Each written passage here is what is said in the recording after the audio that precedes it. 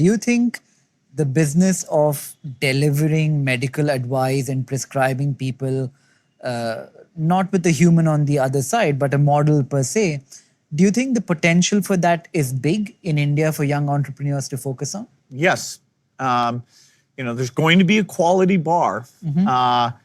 And yes. And, maybe at first it's okay, pregnant women or people dealing with diabetes, because it's easier then to think through all the possible questions and make sure the quality's right. But eventually, you bet, your lifelong medical agent that takes all your sensor data and, how you felt, when you eat this or drink that, it'll be there and it'll be reading the latest literature, and it'll be super helpful to you. Okay, last question to you, Bill.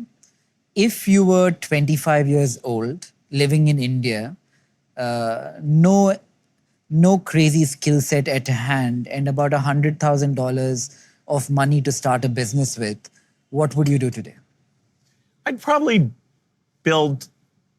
pick some AI thing and just use the Google, Microsoft platforms and go on top of that and try and, because I'd be in touch with the customer so well and improving my data, keep ahead, and I'd say, okay, who's the most demanding customer for this?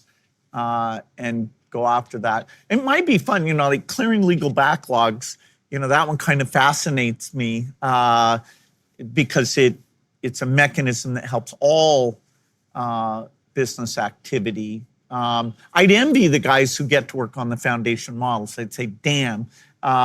Even I sort of envy them, because when I was young, I thought, gosh, when is AI really going to make the breakthrough? It took a lot longer than I expected. I'm glad now I get to play a supportive role, help shape it a bit. Satya engages me, and now, we're using AI in our foundation work, whether it's drug discovery or all these things, so we can be way more ambitious than we were before it came along. Well, capitalism gives you the freedom to start a new business and try out a new product. And the idea of, okay, who do people choose to buy from? That's a form of freedom, because it's not based on your background or your class or something like that. I think the impact and the effort that they're putting into India in improving society is great, and I hope you guys continue this association with India for a long time. Do you want to talk a little bit about your relationship with India and how it's evolved over the last many years? Well, there are some things that only philanthropy can do, because they require taking risks. And, the basic needs of the people, the safety net, that's not really the role of philanthropy, because you need to count on that year in and year out. And the government, through the political process, needs to decide that. Looking at a boom broad mic, and that's what we're going to place on top of the two speakers. Hi Chetan, it's the first time we're working together. What are your thoughts? You don't look stressed at all.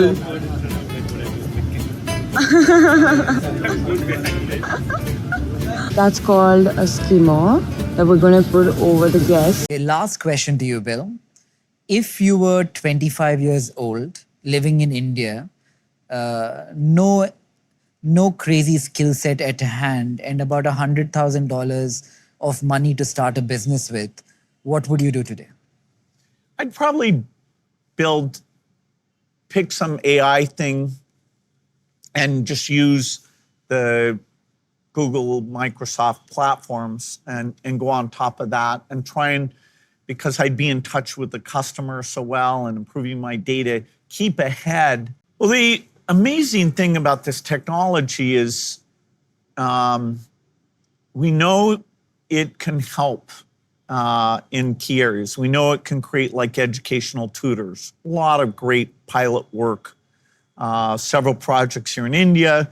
Sal Khan in the US is the one that may have started the first and is showing great results on that. The ideal is actually to find a philanthropist. Breakthrough Energy has a fellows program where we look for people with really good early stage ideas. And we do that as a grant with a little bit of options, but you don't need a business plan. Then if you get past that stage, either on your own or with the fellows type grant, then there are venture capital groups that really specialize in finding climate technologies, and they're willing to fund very risky stuff.